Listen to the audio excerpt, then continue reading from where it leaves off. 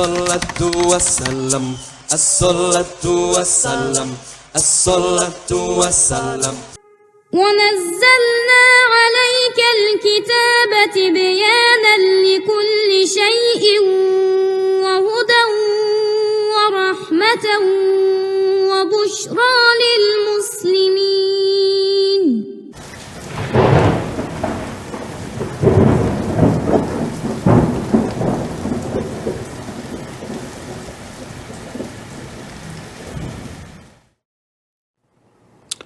بسم الله الرحمن الرحيم نحمده ونصلي على رسوله الكريم.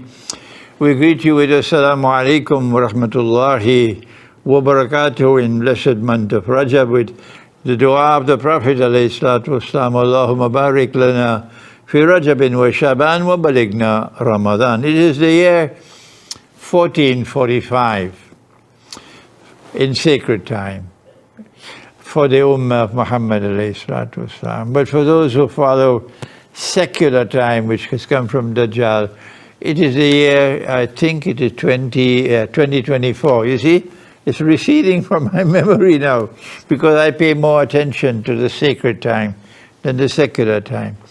And this year, 2024, is a critically important year for the modern West. Because the modern West is led by the United States of America. Pax Americana is still alive. Pax Britannica has receded into history, and Pax Judaica has not as yet replaced Pax Americana. And the United States will have an election in November of this year. And there is the distinct likelihood that while they were successful in removing Imran Khan in Pakistan, they will not succeed in removing Donald Trump in the United States. And there is every likelihood that he might win the election and again return as President of the United States. I am not a follower of Trump. I'm only offering you an analysis. So don't come with any nonsense that I'm a follower of Trump. No. What are the implications? A Muslim must be following the Sunnah of the Prophet. And the Prophet, Allah's blessing be upon him, was someone who clearly observed his strategic environment. This is the strategic Sunnah on which I have lectured in the past. And so we must be looking at the affairs of the world and anticipating what is going to come. What are the implications of a return of Trump as President of the United States for the modern West and for Pax Americana? And the first implication is not that they stole the election 4 years ago. That's history. That's history. The first implication is what's going to happen in Ukraine. And they are now, the Western world, which is supporting Ukraine in the war with Russia, are now in a state of terror.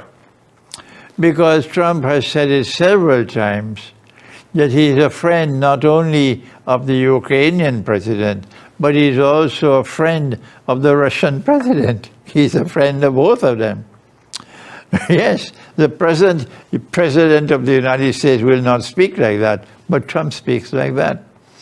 And so if Trump becomes the next president, if he returns as president, the implication is that he is going to immediately get to work to stop the war in Ukraine. And in order to stop the war in Ukraine, you have to change the Western policy pertaining to that war. That we are going to support Ukraine to the end. Kiev a de quoi résister, l'Amérique pousse plutôt qu'à négocier, Joe Biden est prêt à faire la guerre à la Russie jusqu'au dernier des Ukrainiens. That there can be no peace until Russia withdraws from Crimea, Russia withdraws from all the other territories where the Russian people themselves living in Ukraine have voted, we want to be a part of Russia. This policy of the West will have to go. And you have to sit down to negotiate now a peace different from the one that Ukraine wants now at this time. Will the West be prepared to accept this collapse of their strategy pertaining to Ukraine? It will be very embarrassing for Europe. It will be embarrassing for those in the United States who want to pursue the war. And so I want to use this opportunity to just issue a gentle warning to my people, and that is the likelihood of this embarrassment coming is so great that perhaps they might want to provoke the Great War between NATO and Russia and China before the election takes place. I hope and I pray they don't succeed. I hope and I pray that the Great War does not take place in 2024.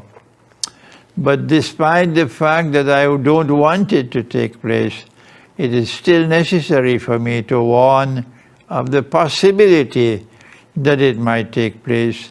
And if we have to warn of this possibility, then as Muslims we have to prepare. We cannot remain in the cities because that's the worst place to live when a great war takes place. I have lectured on this subject so many times before, so you already know my views. May Allah protect us in this great war if it comes. Thank you. Wassalamu alaikum wa rahmatullahi wa barakatuh. As-salatu was-salam, as-salatu was-salam, as-salatu was-salam, as-salatu was-salam. إلهي لست للفردوس أعلى ولا أقوى على نار الجحيم الله فهب لي التوبة واغفر ذنوبي فإنك